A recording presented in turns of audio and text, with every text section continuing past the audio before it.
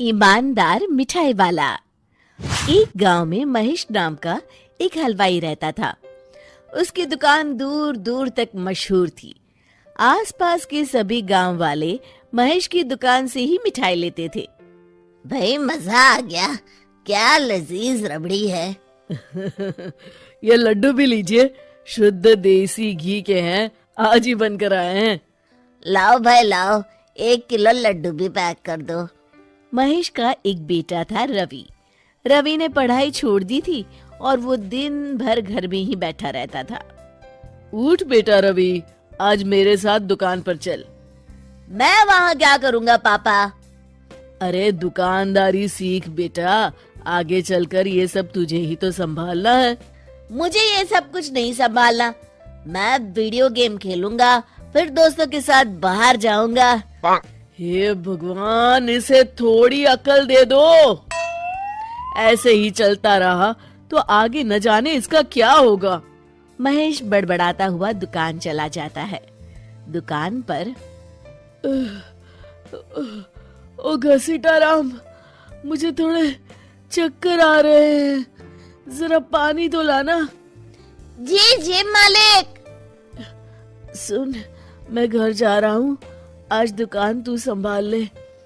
जैसा आप कहे मालिक। महेश बिस्तर पर लेटा है।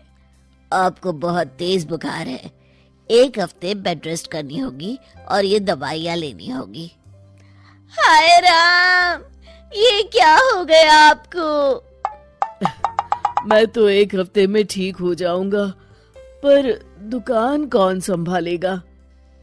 आप फिक्र ना कीजिए जी, मैं रवि को समझाकर दुकान भेज दूंगी। आप बस जल्दी से अच्छे हो जाइए जी। अगले दिन रवि दुकान पर पहुंचता है। आइए आइए मालिक, मैं आप ही का इंतजार कर रहा था। क्यों? ये मेरी दुकान है, मैं जब जी चाहे आऊं। तुम लोग सुबह से आकर काम पर लग जाया करो, समझे? जी जी जी मालिक, दरअसल लड्डू बनाने हैं तो घी लेने जाना है, 5,000 रुपए दे दीजिए। 5,000? तुम्हारा दिमाग तो ठीक है? इतने महंगे लड्डू बनाएंगे तो मुनाफा क्या होगा? पर देसी घी भी तो बहुत महंगा है ना मालिक। क्या जरूरत है देसी घी की? डालडा ले आओ। पर मालिक। मुझसे बहस मत करो, जितना कहा गया है करो। और क्या क्या बन रहा है? मावे की बर्फी मालिक। मावा मावा मावा, हाँ। तभी उसकी नजर एक डब्बे पर पड़ती है। ये क्या है? ये रवा है मालिक। एक काम करो, हर 1 किलो मावा में 200 ग्राम रवा मिला दो। पर बर्फी का स्वाद बिगड़ जाएगा मालिक। जितना कहा है करो, अब जाओ यहाँ से। अगले दिन। क्या बात है रवि बाबू, आपके पापा दिखाई नहीं दे रहे? अब उनकी तबीयत खराब है। अच्छा भाई अच्छा। बस उन्हें ये बताना था कि वो आज आए नहीं तो उनकी मिठाई बड़ी बेस्वाद लग रही है। लेना है तो लो, वरना चलते बनो। अरे अरे अरे, ये कोई तरीका है ग्राहक से बात करने का? चलो भाई चलो, यहाँ से चलो। अगले दिन। भैया, कल जो मैं लड्डू ले गया था उनका स्वाद बड़ा बेकार लगा। महेश बाबू का नाम सुनकर बड़ी दूर से आया था। 200 रुपये में इससे अच्छा और क्या मिलेगा? सुबह सुबह मनहूस बातें मत करो।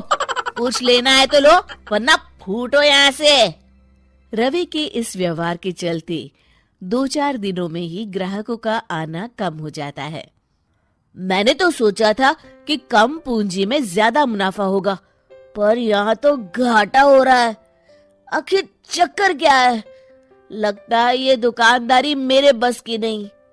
महेश ठीक होकर दुकान लौटता है तो घसीटाराम उसे सब कुछ बताता है। हे भगवान, इसने तो मेरी सालों की मेहनत पर पानी फेर दिया। अब क्या करेंगे मालिक? कुछ नहीं, सबसे पहले तुम पहले की तरह शुद्ध और अच्छी मिठाइयाँ बनाओ और मुझे गांव के उन सब लोगों के नाम बताओ जिनसे रवि ने बदतमीजी की। रवि, कल सुबह दुकान पर आ जाना, बहुत जरूरी काम है। मुझे नहीं आना, मैंने 1 हफ्ता दुकान संभाल ली है, अब संभालो आप। दुकान तो तूने जैसे तैसे संभाल ली, पर सीखा कुछ नहीं। कल तुझे बहुत जरूरी सीख देनी है। रवि पैर पटकता हुआ बाहर चला जाता है। अगले दिन ये ले, ताजी शुद्ध मिठाइयाँ। मैं इतनी मिठाइयों का क्या करूं? इन्हें उन सब के घर देकर आओ जिनसे तुमने बदतमीजी की, और साथ में माफी भी मांग लेना। अरे पर मैंने तो सिर्फ उन्हें। बेटा, घर आया मेहमान और दुकान पर आया ग्राहक भगवान के समान होता है। अब तू जल्दी जा और कल से कमाल देखना।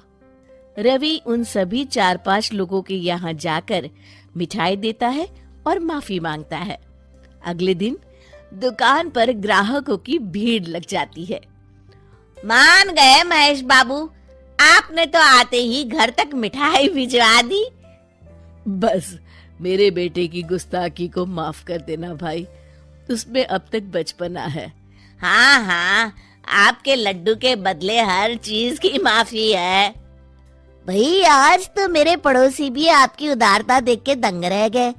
इतनी बड़ी दुकान के मालिक का बेटा घर तक माफी मांगने आया। भाई रिश्ते निभाना तो कहीं आपसे सीख है। बस आप लोगों की दया है। ताजी रसमलाई आई है, लेंगे आप? हाँ भाई हाँ, 200 ग्राम पैक कर दो। शिक्षा, सफलता पाने के लिए ईमानदार और विनम्र होना बहुत जरूरी है।